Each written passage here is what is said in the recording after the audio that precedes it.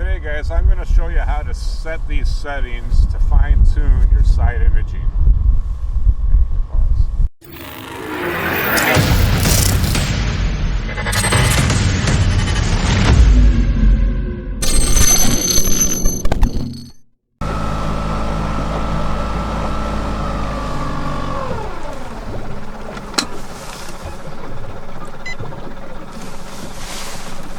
Alright guys, so every single time you come out on any lake, you're going to want to adjust and fine-tune your settings. I always see on the forums and on some of the Facebook groups, people say, well, what's the perfect contrast or the perfect sensitivity? And the answer is there is not a perfect one, because every single day your lake changes. So even if you fish the same lake every single time, there's different plankton levels based on the sun. There's different sediment in the water based on runoff or on wind or whatever. So every single day you're going to need to make adjustments. So here's a fish crib, and what I've done is I moved the cursor over to freeze the frame. Okay, so that's important to do because, first of all, if I'm still driving, it's hard to concentrate and get things set as I'm driving. So you want to freeze the frame. And so I'm going to focus in on this this fish crib over here. So what you do, just hit the plus sign, and you're going to zoom in on that. Okay. From there, I'm going to hit menu, and that's going to bring me to my sensitivity, enhance, the range, chart speed, colors, contrast, all those things. So what I'm going to do is go to sensitivity. And right now it's on 15, and I'm just going to start cranking it up. And you can see what's happening as I'm washing out. So what you want to do is get it to the point where you wash out and then start scaling it back a little bit. And I'm just watching, especially in this crib, to see what starts to pop. And if I scale it back too much, you can see this is starting to get dull. So right about in there is where I want to be on sensitivity, which happens to be 15 today on this lake. Okay, arrow down, and I can go to enhance, which brings up another menu down here, and now I can play with the contrast. So again, I keep going up until it washes out. It's starting to really wash out now.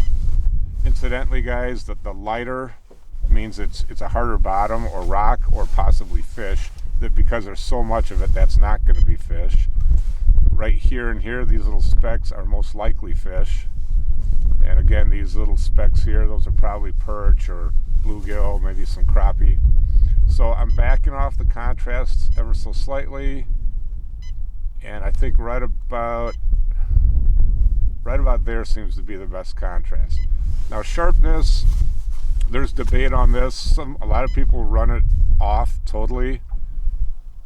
Some people run it at low, medium, or high. And again, it's all based on your preference and your body of water. But every day, this should be the first thing you do when you get in the boat, is get everything set. So for me, it looks like low or off is probably going to be best. I'll leave it on low. Okay, and then I hit exit out of that. And now I've drifted, so this is all history, and this is new information coming. But you can see, I can really see this crib pretty clearly. Let me pause this again. I can see an individual. That could be a fish, most likely. People say that the fish, if they're off the bottom, they look like Tic Tacs. And if you notice this one right here, there's a shadow behind it. So that's likely to be a fish that's off the bottom by maybe a foot or two. These are likely fish. Again, I can't tell the species on these. You can try to zoom in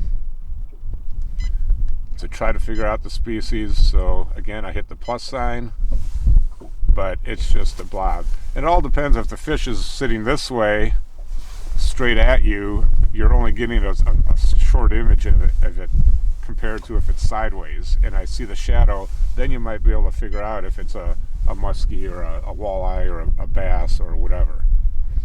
So basically the bottom line is adjust your side imaging every single day, even if you fish the exact same body of water. things change overnight. The last thing I'm going to show you is the color palettes. And again, I just go to menu, scroll down to the colors. Now, every one of these colors is good, but again, it depends on the sunglasses I'm wearing. It depends on the sunlight, the cloudiness, and just personal preferences. So again, every day I would check these because, again, based on the sun, I may want to change it. Right now, on this cloudy day, this black and white actually, or blue and white, looks pretty good to me. I can see a lot of things popping. I can see individual rocks. You can see a shadow over here, so that means this is a fish crib with like a Christmas tree in it, and so that's the reflection or the shadow of it. Color palette 2 looks good to me. 3 doesn't look as good today on this body of water. So again, just keep going through these. That one's way washed out. Black and white doesn't look bad. And depending on what model, what generation of locator you have, you may have more or less color palettes. So you're just going to have to play with all these until you get the one that looks best for you. Just because somebody on a forum says color palette 3 is what you have to use, maybe on a certain day color palette 3 does look great, but on certain days you may want to change that out. So there's your tip for today on how to set up your settings for the side imaging.